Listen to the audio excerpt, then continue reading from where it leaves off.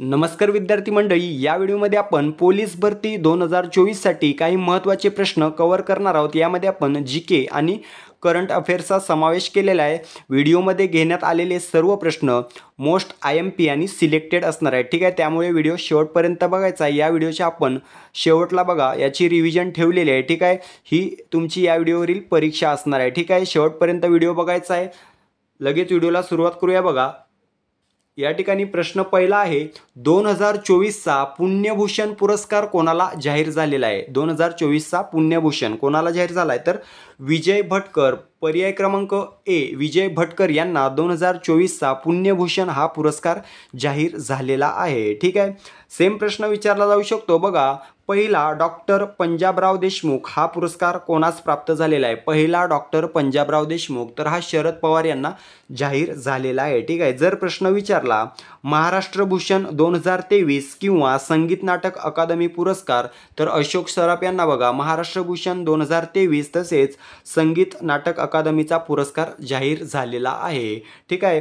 प्रश्न जर विचारला 2024 चा किंवा तिसरा लता दीनानाथ मंगेशकर पुरस्कार कोणास जाहीर झालेला आहे? तर अमिताभ बच्चन यांना जाहीर झालेला आहे 2024 चा किंवा तिसरा लता दीनानाथ मंगेशकर पुरस्कार अमिताभ बच्चन यांना जाहीर झालेला आहे, ठीक आहे। हा पहिला जो होता तो नरेंद्र मोदींना, दुसरा आशा भोसलेंना आणि तिसरा अमिताभ बच्चन यांना जाहीर झालेला आहे। कोणता? लता दीनानाथ मंगेशकर पुरस्कार, ठीक आहे। आपलं मूळ उत्तर काय? 2024 चा पुण्यभूषण पुरस्कार विजय भटकर। त्यानंतरचा प्रश्न आहे बघा, भारताचे पहिले मुख्य निवडणूक आयुक्त कोण होते? या ठिकाणी मित्रांनो कोणत्याही बाबतीमध्ये बघा आपल्याला काय करायचं आहे, पहिले 3 आणि शेवटचे 3 पाठ करून ठेवायचे, ठीक आहे। याच्यावर प्रश्न विचारले जातात, पहिले 3 आणि शेवटचे 3। तर या ठिकाणी बघा पहिले मुख्य निवडणूक आयुक्त कोण होते? या ठिकाणी पर्याय क्रमांक बी बघा सुकुमार सेन हे भारताचे पहिले मुख्य निवडणूक आयुक्त होते, सुकुमार सेन, ओके। तर मित्रांनो जर विचारलं या ठिकाणी बघा भारताचे पहिले वित्त आयोगाचे अध्यक्ष, पहिल्या वित्त आयोगाचे अध्यक्ष विचारले तर बघा KC नियोगी हे भारताच्या पहिल्या वित्त आयोगाचे अध्यक्ष होते, पहिल्या वित्त आयोगाचे, ठीक आहे। आता 15वा वित्त आयोग चालू आहे, अध्यक्ष कोण आहेत? तर NK सिंग, ठीक आहे। जर विचारलं भारताचे पहिले सरन्यायाधीश कोण होते? तर हरिलाल कानिया हे भारताचे पहिले सरन्यायाधीश होते, सध्या कोण आहेत? DY चंद्रचूड किंवा धनंजय यशवंत चंद्रचूड, ठीक आहे। जर विचारलं भारताचे सध्याचे मुख्य निवडणूक आयुक्त कोण आहेत? तर राजीव कुमार हे भारताचे सध्याचे निवडणूक आयुक्त आहेत आणि पहिले कोण होते? सुकुमार सेन, ठीक आहे। आता निवडणूक आयोगावर ते केली याच्याशी संबंधित प्रश्न विचारला जाऊ शकतो, कारण लोकसभेच्या निवडणुका या ठिकाणी तोंडावर आहे, ठीक आहे। निवडणूक आयोगाची स्थापना कोणत्या कलमानुसार झालेली आहे? प्रश्न विचारला जातो। 324 हे कलम लक्षात ठेवायचं आहे। 324 कलमानुसार भारतीय निवडणूक आयोगाची स्थापना या ठिकाणी करण्यात आलेली आहे। कधी? 25 जानेवारी 1950 ला, 25 जानेवारी 1950 ला भारताच्या निवडणूक आयोगाची स्थापना झालेली आहे। त्यामुळे 25 जानेवारी हा दिवस भारतामध्ये बघा राष्ट्रीय मतदार दिन म्हणून साजरा केला जातो, ठीक आहे। एवढे प्रश्न या ठिकाणी महत्त्वाचे आपण कव्हर करून घेतलेले आहेत। व्हिडिओ शेवटपर्यंत बघा, शेवटी रिव्हिजन बघा, जेणेकरून हे सर्व प्रश्न तुम्हाला तोंडपाठ होऊन जातील। प्रश्नांची क्वालिटी आणि एक्सप्लेनेशन आपलं कसं वाटतंय ते कमेंट करून सांगा, ठीक आहे। भारताला संविधान असावे ही कल्पना सर्वप्रथम कोणी मांडली? ठीक आहे, कोणी मांडली मित्रांनो? तर बघा पर्याय क्रमांक डी MN रॉय यांनी ही कल्पना पहिल्यांदा मांडलेली आहे, भारताला संविधान असावे, ठीक आहे। सेम प्रश्न विचारला जातो या पंचायत राजशी रिलेटेड असतो बघा, पंचायत राज हे कोणाचे स्वप्न होते? तर महात्मा गांधी यांचे स्वप्न होते पंचायत राज, ओके। तर मित्रांनो संविधान सभेचे अध्यक्ष कोण होते? तर बघा डॉक्टर राजेंद्र प्रसाद हे संविधान सभेचे अध्यक्ष होते, ठीक आहे, कायमस्वरूपी। जर मित्रांनो हंगामी विचारलं तर उत्तर दुसरं असणार आहे। तर बघा संविधान सभेचे हंगामी अध्यक्ष कोण होते? मला कमेंट करून सांगायचं आहे, याच्यावर सेपरेट प्रश्न विचारलेला आहे। संविधान सभेचे हंगामी अध्यक्ष कोण होते? कमेंट करून सांगायचं आहे, ओके।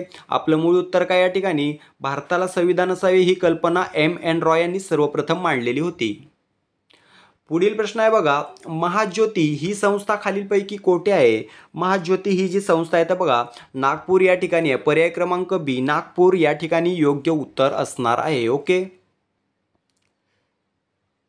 पुढील प्रश्न आहे बघा, 2024च्या लोकसभा निवडणुकीसाठी सर्वात जास्त मतदारांची नोंदणी कोणत्या राज्यात झालेली आहे? लोकसभेवर 2 ते 3 प्रश्न पाहायला मिळणार आहेत प्रत्येक पेपरला, ठीक आहे. तर बघा, सर्वात जास्त मतदारांची नोंदणी बघा तेलंगणा या राज्यामध्ये झालेली आहे. पर्याय क्रमांक सी तेलंगणा हे योग्य उत्तर आहे, लक्षात ठेवायचे आहे. जर विचारलं सर्वात मोठा लोकसभा मतदारसंघ कोणता, तर बघा तेलंगणा राज्यामध्येच आहे मलकाजगिरी, ठीक आहे. मलकाजगिरी हा जो मतदारसंघ आहे तो भारतातील सर्वात मोठा मतदारसंघ आहे मतदारांच्या संख्येनुसार, ठीक आहे. हा पण तेलंगणा या राज्यामध्ये आहे. तर मित्रांनो, या ठिकाणी सर्वात जास्त मतदारांची नोंदणी त्यासोबत सर्वात कमी मतदारांची नोंदणी याच्यावर देखील प्रश्न विचारला जाऊ शकतो. तर विचारलं सर्वात कमी मतदारांची नोंदणी, तर उत्तर द्यायचं आहे बिहार. सर्वात जास्त विचारली तर तेलंगणा. ओके. आता जर विचारलं महाराष्ट्रात सर्वात जास्त मतदारांची नोंदणी कुठे झालेली आहे, तर आपल्या महाराष्ट्रातील पुण्यामध्ये सर्वात जास्त मतदारांची नोंदणी झालेली आहे, ठीक आहे. जर विचारलं भारतामध्ये सुमारे किती मतदारांची नोंदणी झालेली आहे भारतामध्ये, तर बघा सुमारे 97 कोटी किंवा 97 करोड एवढ्या मतदारांची नोंदणी या ठिकाणी भारतामध्ये झालेली आहे, ठीक आहे. आपलं मूळ उत्तर काय? तेलंगणा हा सर्वात जास्त मतदार नोंदणी झालेला राज्य आहे.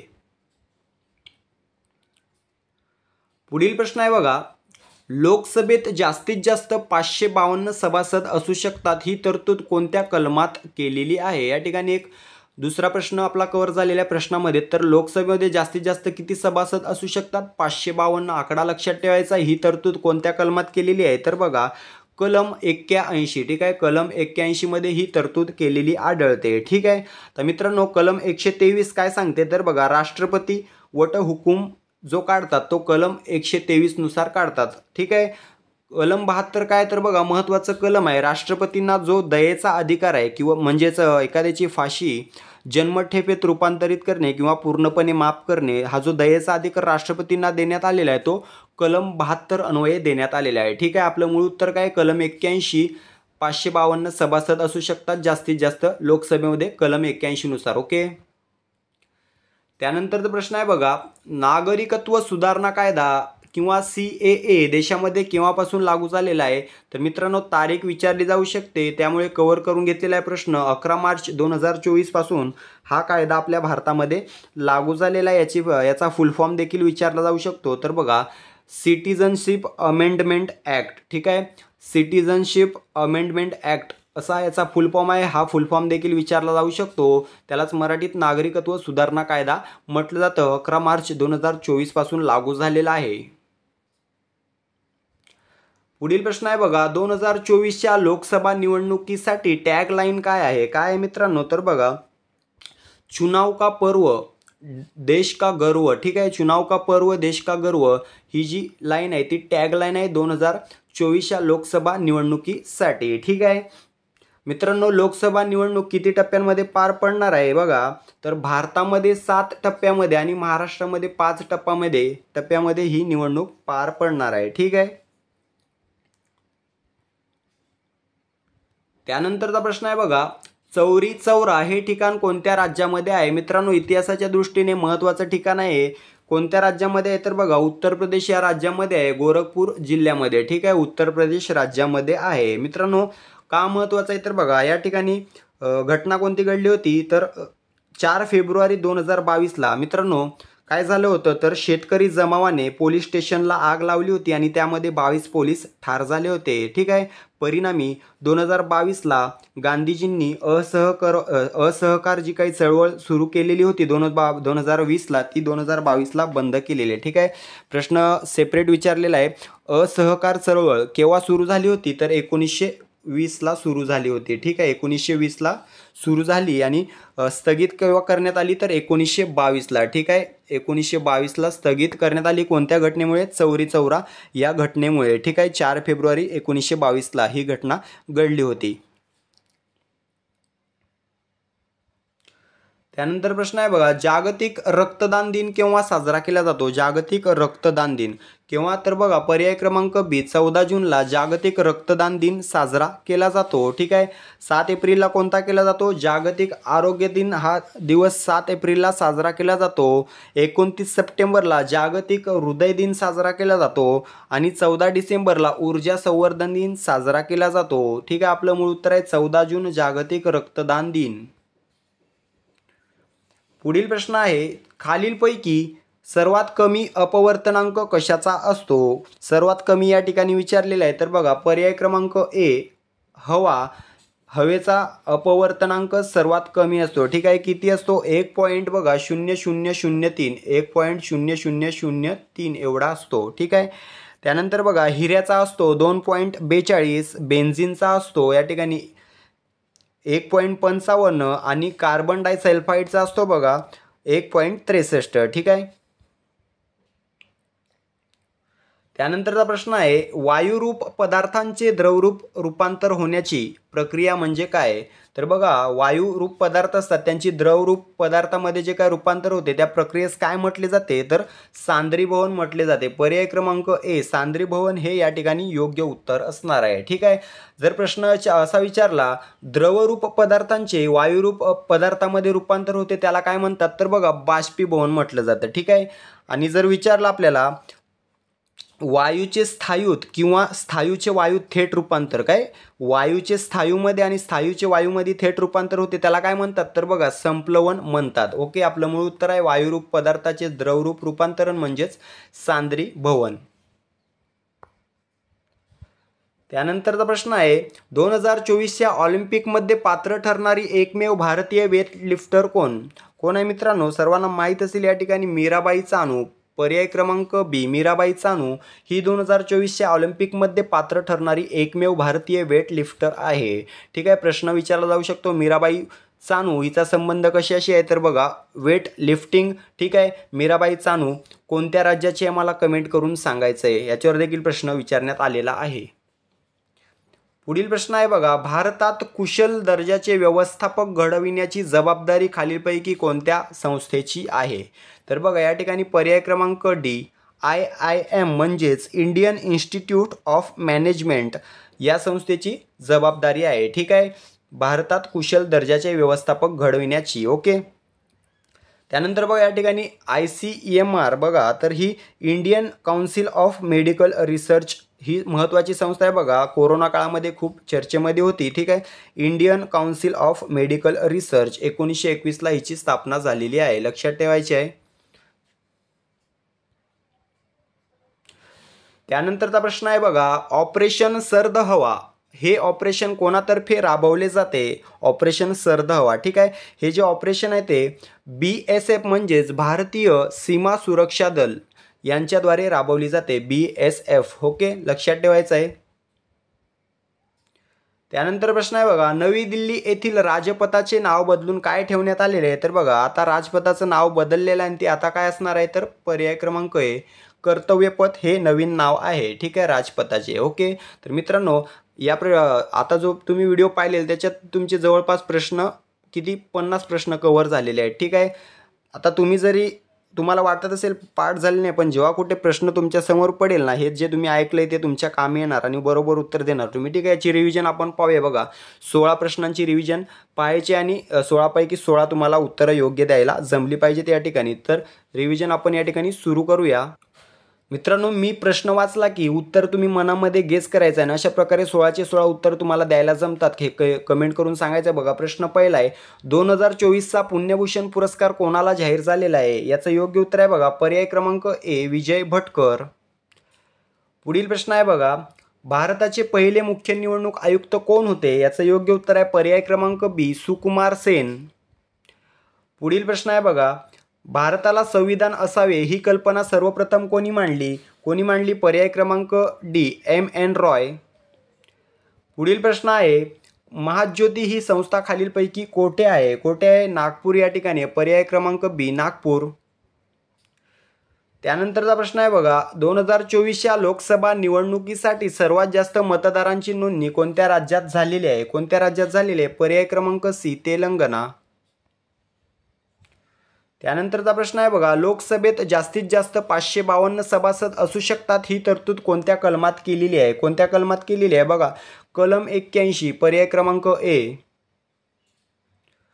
त्यानंतरचा प्रश्न आहे, नागरिकत्व सुधारणा कायदा किंवा CAA देशामध्ये केव्हापासून लागू झाला? याचं योग्य उत्तर आहे पर्याय क्रमांक बी, 11 मार्च 2024. त्यानंतर प्रश्न आहे बघा, 2024च्या लोकसभा निवडणुकीसाठी टॅग लाईन काय आहे? काय आहे मित्रांनो? पर्याय क्रमांक सी, चुनाव का पर्व, देश का गर्व. पुढील प्रश्न आहे बघा, चौरी चौरा हे ठिकाण कोणत्या राज्यामध्ये आहे? कोणत्या राज्यामध्ये आहे बघा, तर मित्रांनो उत्तर प्रदेश. पर्याय क्रमांक सी, उत्तर प्रदेश या राज्यामध्ये आहे. त्यानंतरचा प्रश्न आहे, जागतिक रक्तदान दिन केव्हा साजरा केला जातो? केव्हा साजरा केला जातो? 14 जूनला. पर्याय क्रमांक बी, 14 जून. पुढील प्रश्न आहे, खालीलपैकी सर्वात कमी अपवर्तनांक कशाचा असतो? कशाचा असतो? या ठिकाणी पर्याय क्रमांक ए, हवा हे योग्य उत्तर असणार आहे. पुढील प्रश्न आहे, वायुरूप पदार्थांचे द्रवरूप रूपांतर होण्याची प्रक्रिया म्हणजे काय? तर काय मित्रांनो? पर्याय क्रमांक ए, सांद्रीभवन. पुढील प्रश्न आहे, 2024च्या ऑलिम्पिकमध्ये पात्र ठरणारी एकमेव भारतीय वेटलिफ्टर कोण? कोण आहे? या ठिकाणी पर्याय क्रमांक बी, मीराबाई चानू. पुढील प्रश्न आहे, भारतात कुशल दर्जाचे व्यवस्थापक घडविण्याची जबाबदारी खालीलपैकी कोणत्या संस्थेची आहे? कोणत्या संस्थेची आहे? पर्याय क्रमांक डी, IIM. पुढील प्रश्न आहे, ऑपरेशन सर्द हवा हे ऑपरेशन कोणातर्फे राबविले जाते? कोणातर्फे राबविले जाते? पर्याय क्रमांक बी, भारतीय सीमा सुरक्षा दल किंवा BSF. पुढील प्रश्न आहे, नवी दिल्ली येथील राजपथाचे नाव बदलून काय ठेवण्यात आलेले आहे? काय ठेवण्यात आलेले? पर्याय क्रमांक ए, कर्तव्य पथ हे नाव ठेवण्यात आलेले आहे. तर मित्रांनो, आता या प्रश्नांची आपण रिव्हिजन मारलेली आहे. तुम्हाला किती उत्तरे द्यायला जमली 16 पैकी हे तुम्ही कमेंट करून सांगायचं आहे. ठीक आहे. अपेक्षा माझी अशी आहे की 16चे 16 प्रश्न तुमचे आता तोंडपाठ झालेले आहेत. ठीक आहे. जरी झाले नसतील तरी तुम्ही ऐकलेले आहेत. हे महत्त्वाचं आहे. जेव्हा परीक्षेत हा प्रश्न दिसला यापैकी तुम्हाला तुमचं उत्तर आपोआप योग्य येणार आहे. ठीक आहे. तर व्हिडिओ आवडला असेल व्हिडिओला लाईक आणि एक शेअर आणि एक लाईक करायचा. ठीक आहे. चॅनलला सबस्क्राईब करून घ्यायचं आहे जेणेकरून तुम्हाला दररोज आपल्या चॅनलवरील व्हिडिओ पाहायला मिळेल. ठीक आहे.